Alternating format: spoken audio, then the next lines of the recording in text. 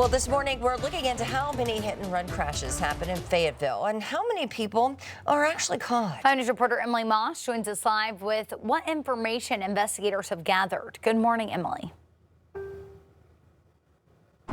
Good morning, Joe and Tiffany. That's right. I've been spending a few weeks now collecting data from Fayetteville police about what hit and run crashes they've been investigating, which ones they've actually been able to solve. Now, hit and run crashes are when a vehicle, a part of a crash leaves the scene of the accident without contacting authorities. Here's some data now. Over the last 3 years, on average, Fayetteville has been investigating around 500 crashes. And unfortunately, as you can see there, only around half get solved. Sergeant Stephen Mock says they're on pace with the annual average, as you can see with the data, and it goes for how many people that they've caught from the crashes. Sergeant Mock says that people leave the scene for a variety of reasons, but there is no excuse worth the consequences once you get caught.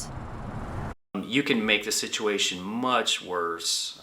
If you leave the scene of an accident where someone is injured, you've now committed a felony. If you have a suspended driver's license, if maybe you didn't pay some tickets and you maybe have some failure to appear warrants or things like that, those can be taken care of. You're just making it a whole lot worse if you flee the scene.